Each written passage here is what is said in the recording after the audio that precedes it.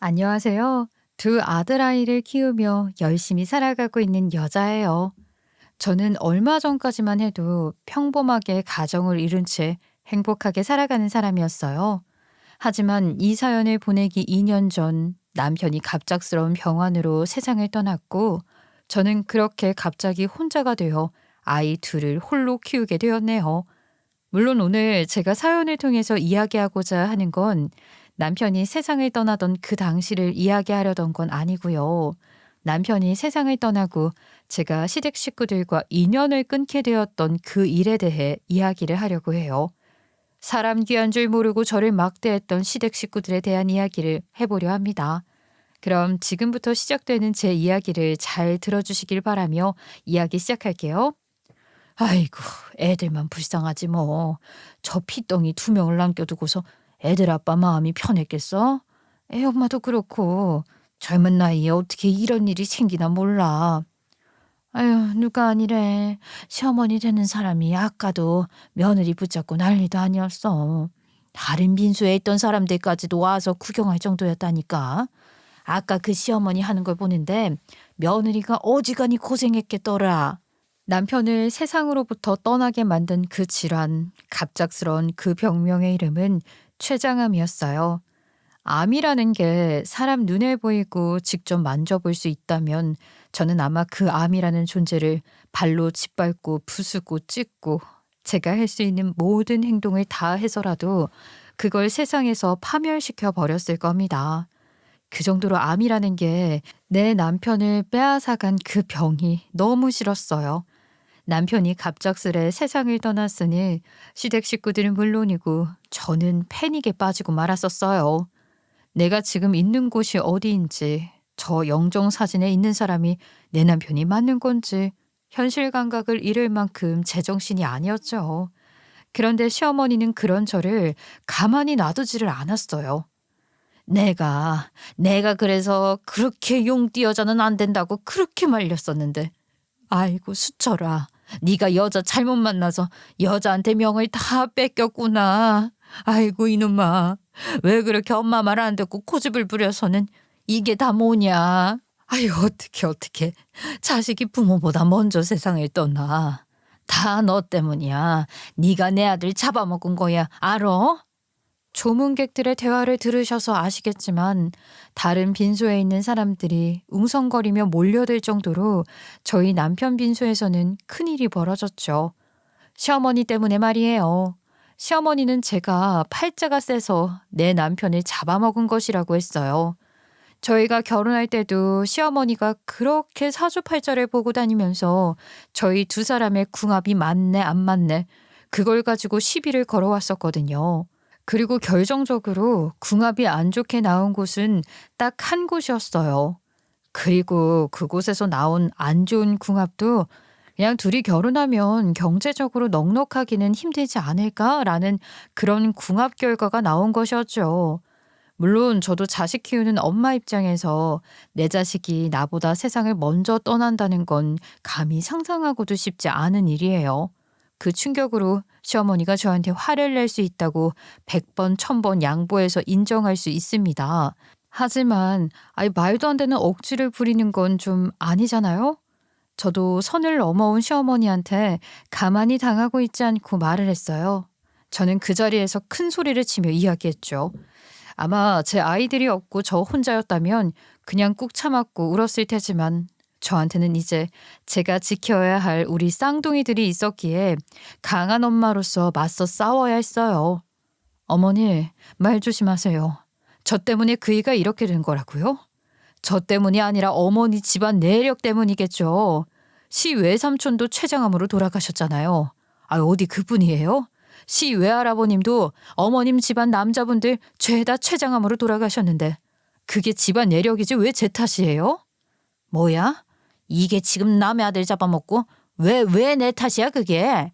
너 아니었으면 내 아들 그렇게 안 됐어. 췌장암 그거 유전된 거라고 누가 그래? 다 네가 그냥 말하는 거 아니야 이거사. 내 아들 세상 떠난 거 다 너 때문이라고. 하지만 시어머니는 끝까지 인정하지 않았어요. 저는 제 남편이 세상을 떠나게 된 게 순전히 유전적인 병 때문이라고 생각을 하거든요. 시어머니 친정 쪽 남자분들은 죄다 췌장암으로 돌아가셨어요. 그게 무서워서 남편과 저는 항상 건강검진을 해왔던 것인데 그럼에도 불구하고 남편은 췌장암이 발견되었고 그렇게 세상을 떠나게 되었죠. 시어머니는 끝까지 다 제 탓이라고만 했어요. 어머니 기억 안 나세요? 저희 하랑이랑 하준이 태어나자마자 어머님이 저한테 그러셨었어요. 어머니 친정 식구분들 남자들이 죄다 췌장암으로 세상 떠났으니까 하랑이랑 하준이도 어느 정도 나이가 되면 꼭 췌장암 신경 써서 건강검진하게 해야 한다고요. 저한테 그런 말씀하신 게 어머니예요. 그런데 이게 왜 제 탓이에요? 어머니 탓이지. 다시는 제 애들 앞에서 저 걸고 넘어지면서 애들 아빠 얘기하지 마세요. 아시겠어요? 제가 저렇게 버럭 소리를 지르자 시어머니는 시아버지한테 쪼르르 달려가 붙었어요. 하지만 달라붙을 상대를 잘못 고른 것이었죠.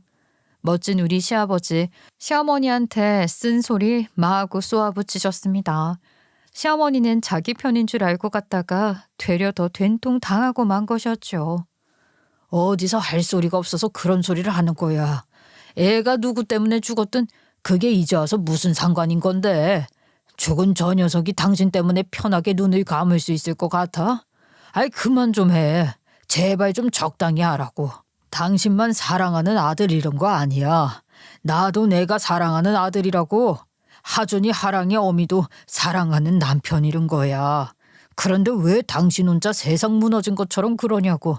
아이 다들 힘들어 다들. 당신이 내 편을 들어줘야지.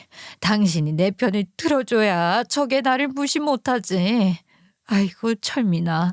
너 억울해서 어떻게 갈래? 우리 철민이 어떡해. 사실 남편이 세상을 떠나기 전부터 저와 시어머니는 그냥 그저 그런 고부 사이였어요. 자칫 삐끗했다간 고부 갈등이 일어나고도 남을 그런 아슬아슬한 사이였죠. 그럼에도 남편이 살아있을 때는 남편이 저를 지켜주었고 또한 시아버지 역시 든든하게 있어주셨기에 저는 괜찮았어요. 하지만 남편이 세상을 떠난 뒤 그 뒤로부터는 어떤 일이 펼쳐질지 아무도 알지 못했죠. 아휴, 너도 참 대단하다.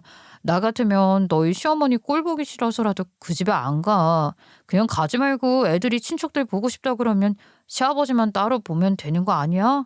너희 시누이도 싹퉁머리 없는 기집애잖아. 아휴, 내가 다 우리 애들 아빠랑 약속한 게 있어서 그래. 그리고 너도 알잖아. 가족 없는 게 얼마나 서러운 건지. 시어머니라는 여자가 나한테는 그렇게 해도 그래도 애들한테는 할머니고 애들 얼굴 보면 반찬 하나라도 더 애들한테 주려고 하는 사람이니까. 아유, 그거 보고 그냥 가는 거야. 그래봤자 1년에 몇 번 안 되는 거고. 제 주변 지인들은 남편 빈소에서 무슨 일이 일어났었는지 두 눈으로 보았기에 제가 시댁에 왕래하는 걸 좋아하지 않았어요. 남편도 없는 마당에 그런 시어머니 얼굴을 뭐하러 보러 애들을 데리고 찾아가냐 저를 만류했었죠. 하지만 저는 남편과 한 가지 약속을 했어요. 그래서 그 약속만큼은 지켜주고 싶어서 남편이 세상을 떠난 뒤에도 시댁과 어쩔 수 없이 왕래를 했었죠. 어찌 보면 현실적으로 바라본 것이었어요. 시아버님이 저희 아이들이 초등학교에 입학하면 아이들 앞으로 1,000만 원씩 해주신다고 하셨거든요. 내가 우리 하준이랑 하랑이한테 이 정도도 못할까 봐. 다른 건 몰라도 내 손주들 내가 끝까지 책임질 거야. 큰 돈은 아니지만 그래도 갖고 있으면 그거 가지고 돈을 굴릴 수도 있는 거고. 하준이 하랑이 어미 네가 돈 허투루 쓰는 사람도 아니니까 내 믿는다. 아유, 감사해요 아버님. 감사합니다. 내가 너한테 면목이 없다. 내가 자식을 너무 약하게 낳아서 내 새끼가 그렇게 세상을 빨리 떠나게 될 줄 누가 알았겠니. 그 녀석도 아마 눈은 감으면서 마음은 편하지 않았을 거야. 너랑 하준이 아랑이 남겨두고 가는 게 어떻게 발길이 떨어졌겠니. 언제든 애들 키우면서 힘든 일 있으면 혼자 끙끙거리지 말고 시댁 식구들한테 얘기해서 도움받고 네 시어머니 그러는 거 그냥 무시해. 내가 다 막아줄게. 시아버지는 한 번 말씀하시면 약속을 꼭 지키시는 분이었어요. 빈소에서 저에게 저런 약속을 해주시고 나서 그날 시어머니가 저한테 막말을 하고 저를 죽일 듯이 쏘아붙이고 달려들었을 때 곧바로 저를 위해 싸워주셨으니까요. 저는 그런 시아버지를 믿으며 2년만 꾹 참자는 마음, 그리고 내 아이들은 나처럼 가족 사랑 한 번 못 느끼고 자라게 하고 싶지 않다는 마음으로 시댁에 찾아갔어요. 명절과 그리고 남편 기일에 말이에요. 시어머니와 시누이 빼고는 시아버지 그리고 도련님이 저희 세 사람을 따뜻하게 맞이해 주었기에 그래도 행복했어요. 그 와중에 시누이라는 건 자기 엄마를 쏙 빼닮아서 싸가지가 아주 바가지였거든요. 더군다나 그 싸가지가 의전원 다닌다면서 얼마나 유세를 부렸는지 몰라요. 언니, 하준이랑 하랑이는 공부 지금부터 시켜야 해요. 다른 집 애들 말 들어보니까 벌써부터 영어 유치원 다니고 난리도 아니라던데. 하준이, 하랑이 지금 태권도 다니는 게 다 아니에요? 아니 대체 어떻게 하려고 그래요, 우리 조카들? 아가씨, 저랑 애들 아빠는 애들 건강하게만 자라면 된다고 생각했어요. 지금이야 애들 아빠는 없지만 저는 한결같이 같은 생각이고요. 공부야 초등학교 입학해서 학원 도움 받으면 되는 거지. 이제 한글 배우고 글쓰기 시작한 애들한테 뭔 영어까지 알려주는 건 그거 부모 욕심이에요. 애매하게 이중 언어 배우는 게 오히려 애들한테 안 좋은 거예요. 그리고 무엇보다도 제 애들 교육은 제가 알아서 시킬게요. 언니가요? 언니가 뭘 알아서 시켜요. 언니가 고졸이라고 애들까지 대충 키울 거예요? 언니가 대학을 안 다녀보고 어렸을 때 학원 같은 걸 잘 안 다녀봐서 모르나 본데 미리미리 공부해놓고 애들 앞질러 갈 준비 안 하면 학교 가서 고생하는 건 애들이에요. 참네. 나 진짜 이해가 안 가네. 이래서 애들이 부모 잘 만나야 되는 거야?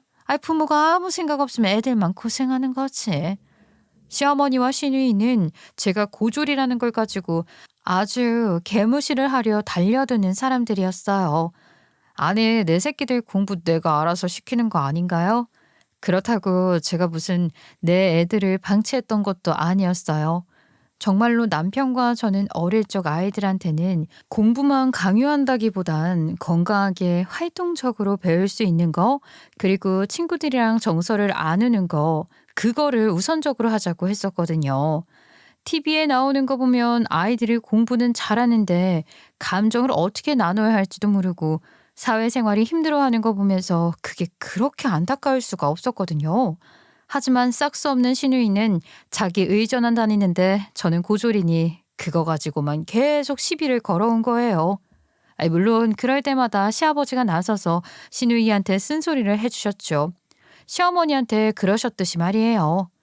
고졸이든 대졸이든 지금 하준이 하랑이 어미가 애들 둘 키우면서 자기 일 잘하면 된 거지. 에라이 철딱선이 없는 거사. 네 오빠 그렇게 가고 네 새언니 아니었으면 하중이 하랑이 손가락 빨았고 너 등록금도 못 냈어. 알아? 아빠 누가 그 등록금 안 갚는데? 나 의사만 되면 새언니가 나한테 해줬던 돈? 그거 잠깐이면 갚아. 언제까지 새언니랑 오빠가 나한테 등록금 해준 거 가지고 아빠는 그럴 거야. 아빠는 대체 누구 편이야? 어휴, 이 시끄러, 이 철딱선이 없는 거사. 네 편 내 편이 어딨어? 하여간에 지 엄마한테 못된 것만 배워가지고 너 정말 그러면 안 되는 거야. 정신 차려 이놈아. 사실 시댁은 경제적으로 넉넉한 형편이 아니었어요. 시아버지는 사업을 하셨지만 그게 기울어서 많이 힘든 상황이었죠. 그나마 저희 남편과 남자 시동생이 회사를 다니고 능력을 갖추면서 빚도 이제 막 갚는 상황이었어요. 시아버지는 어떻게든 사업을 이끌어 나가려고 하시면서 저희 애들 앞으로 돈을 만들어 주려고 하신 거였고요. 그래서 한창 시댁 형편이 어려울 때 남편과 제가 시누이 등록금을 몇 번 내줬었어요. 대학 등록금 그거 작은 돈 아니잖아요. 물론 고맙다는 소리 듣고 싶어서 한 건 아니었지만 시누이가 저렇게 나올 때마다 아유, 내가 저런 기집애한테 왜 등록금을 해줬을까 하는 후회는 했었네요. 그래도 내 남편 동생이고 나한테는 시댁 식구들이 유일한 가족이니 가족 구성원으로서는 마음을 쓴 것이었는데 그런 것도 감사할 줄 아는 사람한테 해줬어야 하는 거였어요. 신우이는 그냥 자기가 잘 나가서 의대 갔다 그거에만 꽂힌 인간이었죠.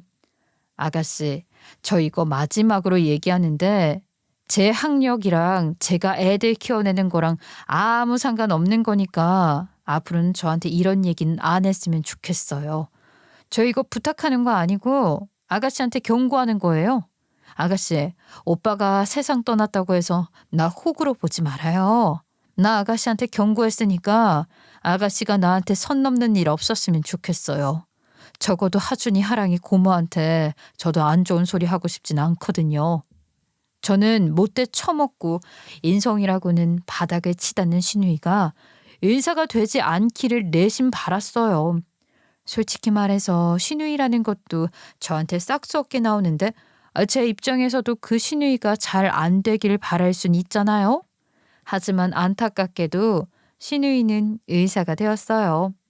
그리고 신우이는 의사가 되자마자 얼마 안 가서 결혼할 사람이 있다고 했죠. 참 능력도 좋아요. 그 얼굴에 그 성격에 어떻게 결혼할 남자를 만났나 했더니만 아주 두 얼굴을 가지고 사회생활을 했더라고요. 그래도 신우이라고 결혼할 때 얼마를 보태줘야 할까 고민을 하고 있었는데 신우이가 제게 말을 한마디 하는 순간 그 마음이 싹 가시고 말았어요. 언니, 주말에 저 상견례 하는 거요. 그 자리에 언니랑 하랑이 하준이는 안 와도 돼요? 아니 오빠도 없는데 엄마랑 애들 둘이 와서 앉아있으면 괜히 상견례 분위기 이상해지잖아요. 아가씨, 그거 지금 무슨 뜻으로 하는 말이에요? 아니 무슨 뜻이 있는 게 아니라 있는 그대로 말해서 저희 시어머니 시아버지 되실 분들이 상견례 자리에 오셨는데 그 앞에서 얼마 전에 남편 잃고 아빠 잃은 식구들이 와 있다고 생각해 봐요. 그 상견례 분위기가 우중충해지지 않겠어요? 오빠 그렇게 된 거야 나도 안타깝긴 한데 그래도 내 결혼은 내가 하는 결혼인 거잖아요. 저는 결혼 준비하는 시작부터 그렇게 우중충하게 하고 싶지 않아서 그래요. 이건 언니가 좀 이해해 줬으면 하는 부분인데 같은 여자끼리요. 저와 아이들 때문에 괜히 상견례 분위기가 우중충해진다뇨. 그래요. 100번 1000번 양보해서 그런 생각할 수도 있죠. 그런데 남도 아니고 신우이 자기 오빠가 세상을 떠났던 일 아닌가요? 그리고 남이에요? 신우이 자기 조카들이잖아요. 와중에 신우이는 저런 식으로 말을 하면서도 그래도 신우이인 자기가 상견례 하는 건데 자기 엄마 아빠 옷 좀 좋은 거 사달라고 저한테 말을 하더군요. 앞뒤가 안 맞는 말 그 자체였죠. 한편으로는 신우이가 좀 정신적으로 공감을 못하는 뭐 그런 사람 아닌가라는 생각을 할 정도였어요. 그리고 우선적으로 신우이가 하는 꼬락서니가 너무 어이가 없고 화가 나서 저도 똑같이 이야기했습니다. 아가씨, 근데 말 참 희한하게 하네요. 나랑 우리 애들이 상견례 자리 가면 우중충해진다고 싹수 없게 말한 게 방금 전인데 나한테 이번에는 어머님 아버님 옷을 해드리라고요? 내가 아버님만 생각하면 얼마든지 해드릴 수 있는데요. 어머니랑 아가씨 생각하니까 하기 싫어지네요. 남편 일은 재수없는 내가 옷 해드린다고 입으시겠어요? 재수없어서 안 입으시겠죠. 그러니까 아가씨가 알아서 해요. 의사 월급 많지 않아요? 뭐라고요? 언니, 내가 아까 언니한테 한 말은 사적인 감정 담은 거 아니고 그냥 상황적으로 그렇게 흘러가는 게 싫으니까 나오지 말아달라고 언니한테 부탁한 거잖아요. 그러니까요. 아가씨가 나한테 부탁하는 거 무슨 뜻인지 같은 여자로서 너무 잘 알겠는데 그렇게 재수없는 나한테 왜 아가씨 상견례 때 어머님 아버님이 입을 옷을 해달라고 하냐고요. 그것도 앞뒤가 안 맞지 않아요? 그리고 아가씨 그 말이 나왔으니 말인데 아가씨 이제 의사 돼서 돈도 벌겠다. 저랑 오빠가 빌려줬던 등록금 그거 다달이 갚으세요. 아가씨 말대로 저는 고등학교밖에 안 나와서 이성적으로 더 이상 어떻게 생각해야 할지 모르겠거든요. 이게 제가 생각하는 최선이니까 앞으로 매달 말일마다 저한테 등록금 갚아 오세요. 잘 됐네요. 애들 아빠 그렇게 되고 하준이 하랑이 키우면서 돈 들어갈 때가 더 많아졌었는데 아가씨가 고모로서 좀 갚아주세요. 저는 할 말 다 했어요. 신우이라는 것도 저한테 먼저 저렇게 싸가지 없이 말을 하는데 내가 말 조심해 줄 게 뭐가 있겠나 싶어서 말이에요. 신우이는 제가 하는 말에 그 어떤 반박도 못하고 그저 기가 차다면서 콧방귀만 뀌어댔어요. 저는 그런 신우이한테 할 말 없으면 전화 끊으라고 제가 대차게 먼저 전화를 끊어버렸습니다. 전화는 그렇게 대차게 끊었지만 아이들 재워놓고 혼자서 얼마나 울었는지 몰라요. 남편이 있었다면 당장에 신우이라는 거한테 꿀밤을 먹어도 수백 번을 먹여줬을 텐데 하면서 말이에요.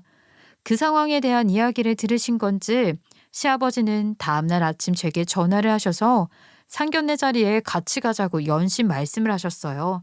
하지만 저는 그러지 않겠다고 했죠.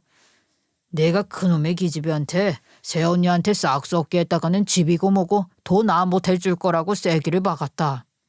다른 사람도 아니고 시아버지가 저렇게 말씀을 하시는데 그런데 아무리 생각해도 그 자리에 가서 아무렇지 않은 표정으로 앉아있을 자신이 없었어요.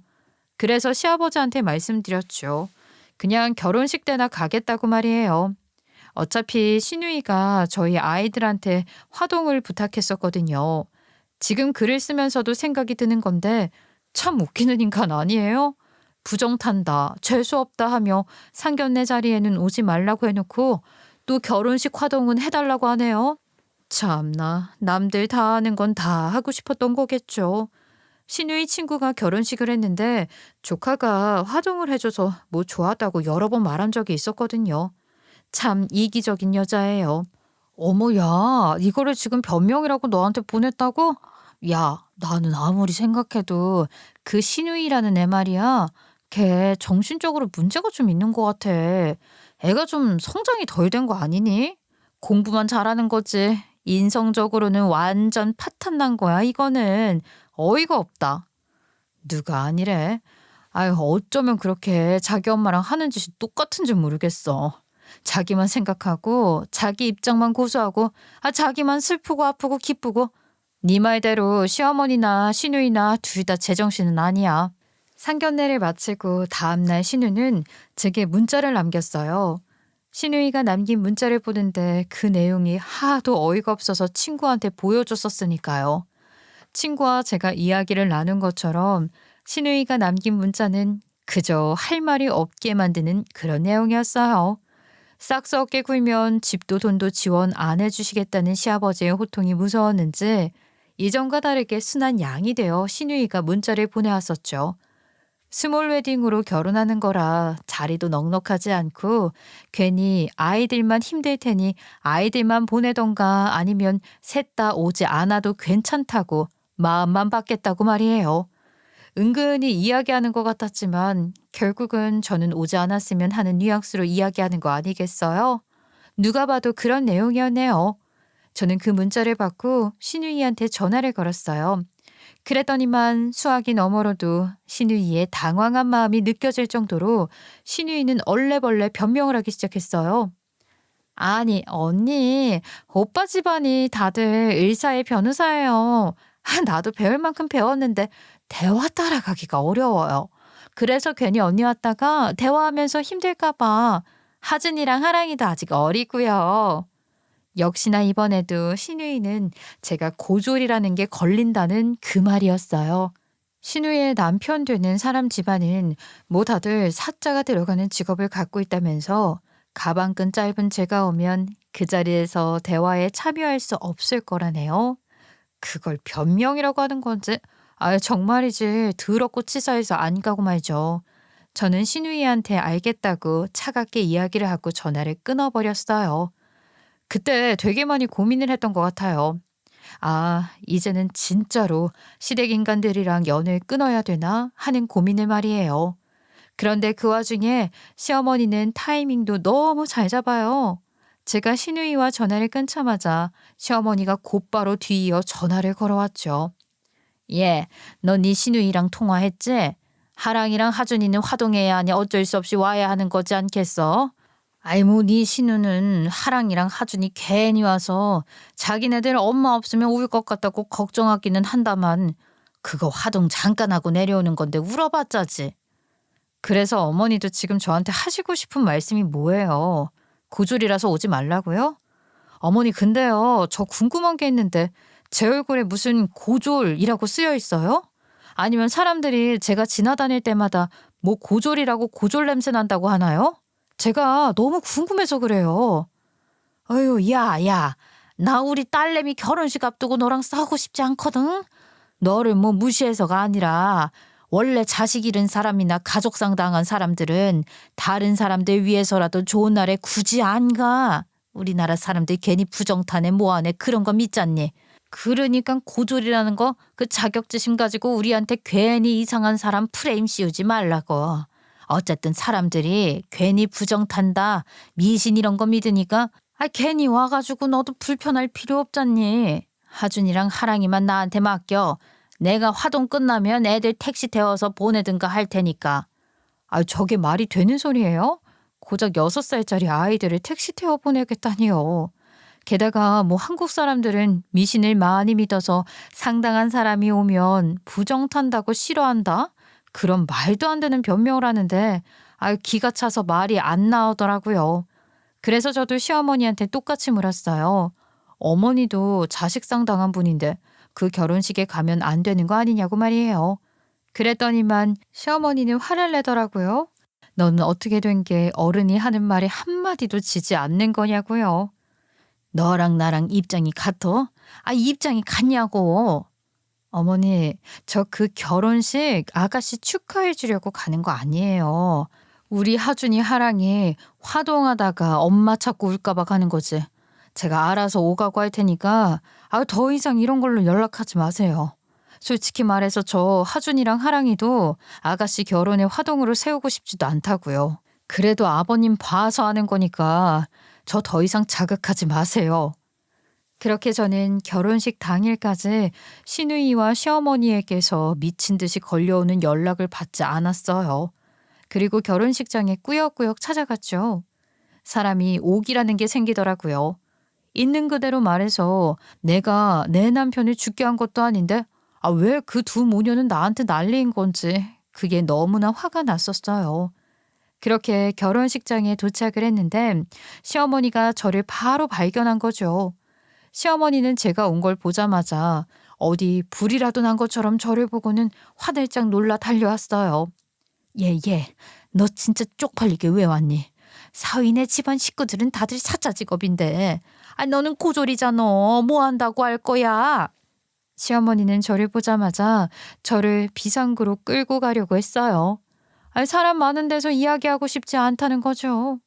저는 그런 시어머니의 팔을 거세게 뿌리쳤고 그 바람에 시어머니는 철퍼덕 큰 소리를 내며 로비에서 넘어지고 말았어요. 넘어진 시어머니를 일으킬 생각도 하지 않고 저는 시어머니를 내려다보면서 이야기했죠. 그러는 어머니는 고졸 아니세요? 어머니도 고졸의 아들까지 잃은 분 아니냐고요. 어머니랑 저랑 뭐가 다르다고 대체 이 난리인데요. 야, 너 정말 이럴 거야? 목소리 낮춰. 어디서 좋은 날 분위기 망치려고 그래. 그런데 하필이면 그때 시누이의 시어머니가 저를 발견한 것이었어요. 그 와중에 제 시어머니라는 사람은 자기 사돈을 보는 게 아니라 무슨 왕족이라도 본 것처럼 아이고 사돈이라며 아무렇지 않은 척 일어서는데 그 모습이 그저 역겹게 느껴졌어요. 세상에, 그런데 웬걸? 시누이의 시어머니는 저와 안면이 있는 사람이었습니다. 시누이의 시어머니는 저를 보며 어서 오시라고 아주 환대를 했어요. 어머, 귀한 발걸음 해주셨네요. 어서 오세요. 시누이의 시어머니가 저한테 90도로 인사까지 하는데 저도 당연히 90도로 인사를 했죠. 그런 저와 시누이의 시어머니 바라보는 저희 시어머니는 당황스러워했어요. 그리고 시누이의 시어머니를 통해서 저의 진짜 직함이 밝혀진 순간 시댁 식구들 모두 나자빠지고 말았습니다. 아니, 그나저나 이 작가님, 여기는 어쩐 일이세요? 아이고, 너희가 하랑이랑 하준이구나.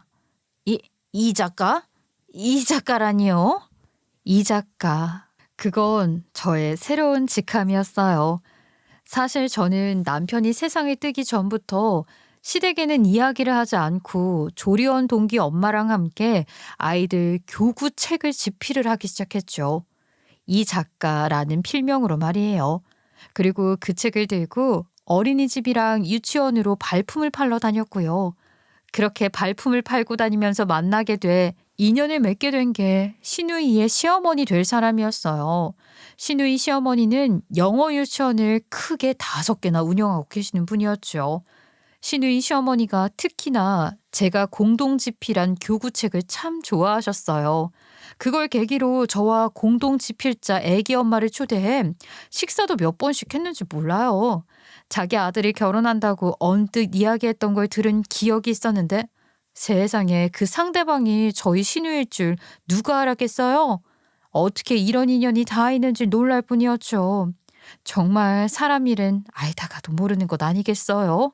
워낙 시누이의 시어머니가 대형 영어 유치원을 운영하시기에 저희는 이곳부터 뚫어보려고 발품을 팔았던 거라 시누이의 시어머니는 꽤나 이 바닥에서 유명했고 이렇게 또 유명하니까 이런 인연으로도 또다시 만나게 된 것 같았어요. 이 작가님, 내가 작가님한테는 일부러 민폐 끼치는 것 같아서 청첩장은 안 보냈었는데 아니 어떻게 알고 오신 거예요? 혹시 혜민 엄마한테 들으셨어요? 그래도 이렇게 이 작가님이 와주시니까 아유 너무 좋다. 내가 이 작가님 정말 좋아하는 거 알죠? 사람들이 나이 떠나서 친구할 수 있다고 하는데 그게 우리 이 작가님이랑 내 사이 같다니까. 시어머니라는 여자는 저의 직함 그리고 자기 사돈이 저를 바라보며 반짝이는 눈을 보자마자 자기도 저에 대한 태도를 바꾸기 시작했어요. 아니 갑자기 친한 척을 하더라고요. 하여간 자존심도 없고 양심도 없고 그냥 욕심만 그득그득한 사람이었어요. 어머 사돈. 아이 저희 큰며느리예요. 우리 큰애가 여러모로 일을 잘하는 건 알고 있었는데 세상에 사돈이랑 이렇게 연이 다 있을 줄은 몰랐네요. 얘 아가 너는 왜 말을 안 했어? 웃기지도 않죠. 저렇게 온갖 가식을 떨면서 제 손을 잡길래 저는 그 손을 획 뿌리쳤어요. 그리고는 이야기했죠. 원장님, 저희 시어머니세요. 원장님 아드님이랑 저희 아가씨가 결혼하는 줄 알았으면 제가 그 상견례 자리에서 욕을 먹더라도 나갔을 텐데. 너무 아쉽네요. 제가 원장님이 지난번에 아드님 결혼하실 거라는 얘기 듣고서 괜히 마음 불편하실까봐 저희 남편 상당한 건 말씀 안 드렸거든요. 어머, 아이고, 그래도 말을 하지 왜 안 하셨어요? 내가 이 작가 일인데 안 갈 리가 있겠어요? 아유, 마음도 안 좋았을 텐데. 그래서 상견례 자리에 안 나왔던 거예요? 아니요. 저는 나가려고 했었는데 시어머니랑 시누이가 거절했어요. 제가 남편까지 세상 떠나게 만든 재수없는 여자라고 나오지 말아달라고 해서요. 제가 저런 말을 하자 시누이의 시어머니 표정이 갑자기 어두워졌어요. 당연히 시어머니 얼굴은 사색이 되고 말았고요. 저는 그 기세를 몰아서 시누이의 남편에게 다가갔습니다. 그러자 제 시어머니라는 여자가 화들짝 놀라서 저를 종종 걸음으로 쫓아오더라고요. 저는 시누이의 남편에게 이야기를 했어요. 당신 어머니와 함께 일하는 사람이자 시누이의 새언이 되는 사람이라고 말이에요. 화들짝 놀라서 제게 이야기를 들었다 빈소에 찾아뵈려고 했는데 자기 여자친구인 시누이라는 것이 오지 말라고 해서 그 앞까지 와서는 봉투만 하고 갔다고 제게 정말 미안하다고 이야기하더라고요. 그 건실하고 멋진 청년을 보는데 저는 그 청년의 인생을 구해야겠다는 정의감이 불타올랐습니다. 시누이 같은 개차반 인성을 가진 인간이랑 결혼하기 위해서는 안 된다는 생각이 들었다니까요. 저는 간결하고 단호하게 제가 알고 있는 엄청난 정보를 알렸어요. 혹시 저희 아가씨 한번 동거했다가 헤어졌던 건 알고 계세요? 그 헤어지게 된 사유도 아가씨가 동거 생활하면서 양다리 걸쳐서 헤어졌다는 것도요. 사실 그게 말이 동거지 거의 사실혼이나 다름없었거든요. 그러했어요. 시누이는 대학 시절에 혼전 임신으로 동거를 했었어요. 혼인 생활도 하지 않은 채 동거 생활을 유지해왔죠. 거의 사실혼이나 다름없는 관계였고요. 그렇게 아이가 태어나고 나면 본식을 올리자라고 이야기를 한 상태에서 안타깝게도 아이가 잘못된 거예요. 시누이는 동거 생활을 하며 사실혼 관계를 유지하던 중에 또 다른 남자를 만나면서 결국은 그 동거 생활을 끝내게 되었죠. 저한테서 자기가 결혼할 여자의 모든 비밀을 듣고 나자 신우이의 남편 될 그 남자는 매우 당황스러워했어요. 그래서 제가 한 번 더 이야기를 했죠. 증거가 필요하면 얼마든지 제공해 줄 수 있다고 말이에요. 제가 원장님, 아니, 어머님한테 그 친구 연락처 알려드릴게요. 그 친구가 저희 남편이랑 제가 갖고 있던 오피스텔에서 자취했던 사람이었거든요.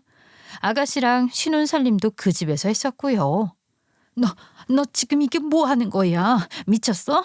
이게 지금 무슨 소리를 하는 거야? 아이고, 박서방, 이거 자네가 지금 오해하는 거야.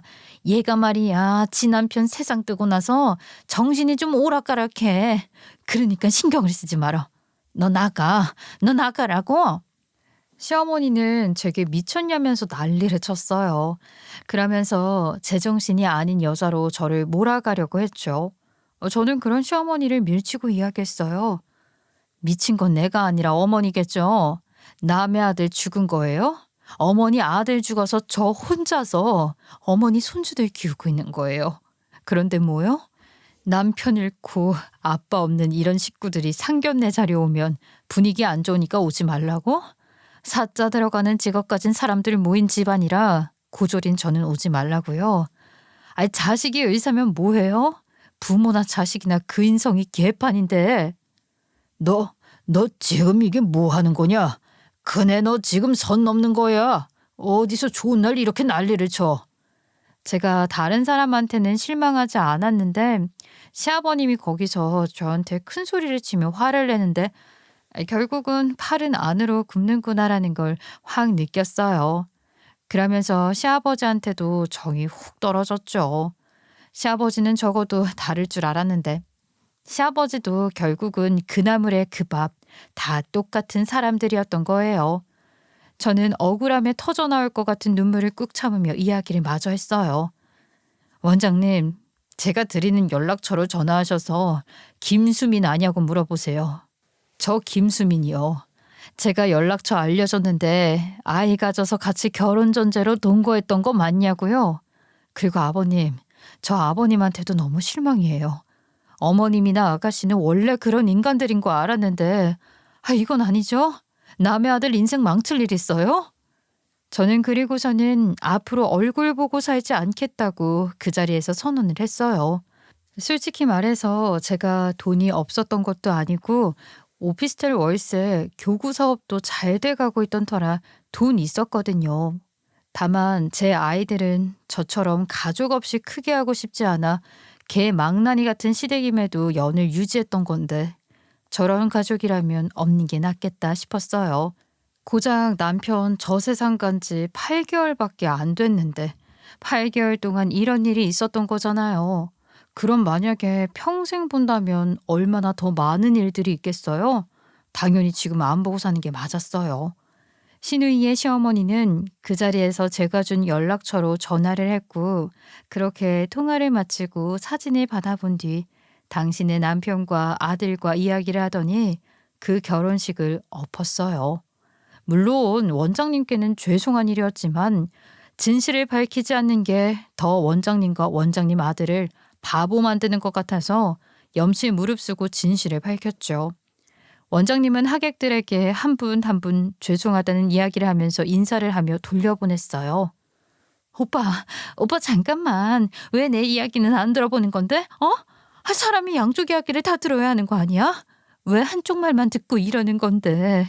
그리고 우리 옳기 언니 엄마 말대로 우리 오빠 세상 뜨고 나서 정신 나가서 헛소리 하는 거야. 저 여자 제정신 아니라니까? 내가 의사잖아. 의사가 봤을 때 저 여자 제정신 아닌 거 맞아. 신우이는 울고불고 자기 남편 될 뻔했던 사람에게 매달렸어요. 그리고 시어머니 역시 당신의 안 싸돈이 될 뻔했던 원장님을 붙잡고 매달리기 시작했고요. 아유, 사돈, 이렇게 일방적으로 결혼을 엎는 건 아니죠. 그렇지 않나요? 저희 딸아이 말대로 왜 한쪽 말만 듣고 이렇게 성급하게 결정을 내리시는 건지 저는 모르겠네요. 일단은 저희 다시 한번 이야기를 나눠보면서 서로 오해하고 있었던 건 좀 풀고요. 네? 하지만 추악하게 그 사실을 숨기려 했던 그 인간들을 용서해 줄 리가 있겠어요? 원장님은 당신한테 매달리는 저의 시어머니를 바라보며 아주 냉정하게 이야기를 했어요. 이 결혼 없던 걸로 하죠. 법적으로 갈까요? 혼인빙자 사기예요, 이거는. 저 더 이상 할 이야기 없고요. 오늘 이 자리 이후로 얼굴도 안 보고 싶습니다. 그리고 수민이 너 내가 하는 말 다 이해했을 거라고 생각하고 이야기하는 거니까 잘 들어라. 내가 수민이 너한테 병원 차리라고 준 돈도 다시 돌려보내라. 그런 줄 알아? 어머니, 잠시만요. 어머니, 저 이렇게 결혼 못 엎어요. 네? 아이고, 엎친 데 덮친 격으로 일이 더 커지고 만 것이었어요. 왜냐고요?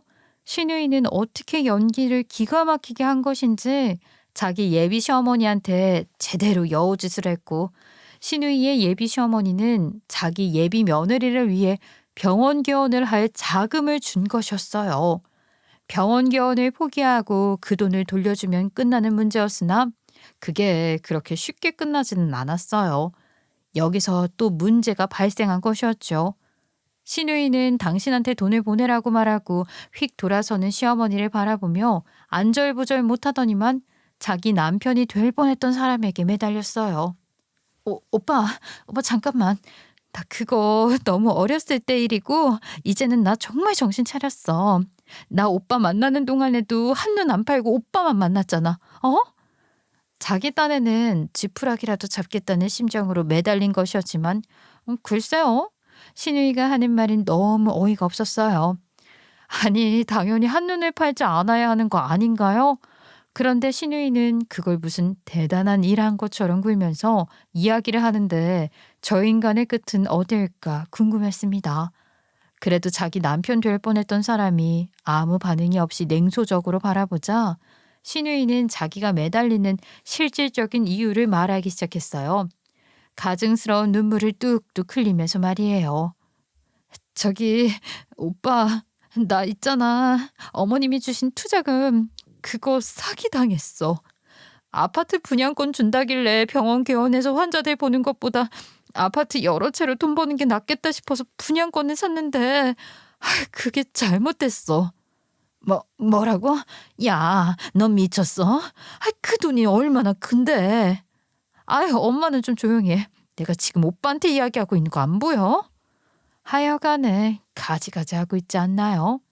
신우이는 자기 예비 시어머니가 병원 개원하는 데 쓰라고 준 돈으로 투자를 한 것이었어요. 겁도 없이요. 하라는 병원 개원 준비나 할 것이지. 왜 부동산 투자를 해서는. 결국에는 돈 욕심 부리다가 신우이가 부동산 사기를 당한 것이었죠. 절대로 적지 않은 금액을 당장 갖게 생겼으니 난리가 나고 만 것이었고요. 그래서 네가 잘못한 걸 나보고 뭘 어떻게 하라고. 나는 모르는 일이야. 그리고 너 정말 이러는 거 아니야. 적어도 네가 나한테 솔직히 있는 그대로 이야기하기만 했었어도 오늘 일이 이렇게까지 되지는 않았을 거야. 아니, 너의 옳게온 일을 상견례 자리에만 불렀어도 이런 일이 없었을 거라고. 됐다.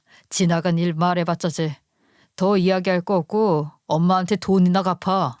하지만 이미 신우이한테 실망할 대로 실망한 신우이의 전남친과 시댁이 될 뻔했던 그 집안 사람들은 돈을 갚으라는 말과 함께 그 자리를 떠났어요. 신우가 말한 대로 다 사자 집안이었으니까 변호사, 의사, 별별 직업을 가진 사람들이 다 모여있지 않겠어요? 그런 집안 돈을 안 갚았다가는 아주 제대로 콩밥 먹을 수도 있으니 신우이와 시어머니는 난리가 난 것이었죠. 신우와 시어머니는 얼마 뒤 저한테 돈을 좀 빌려달라며 구걸하듯 찾아왔었어요. 예, 그래도 네 남편 동생이고 애들한테는 고모잖니. 너는 진짜 네 신우이 수갑 차게 할 거야? 그러지 말고 너 사업 잘 된다며.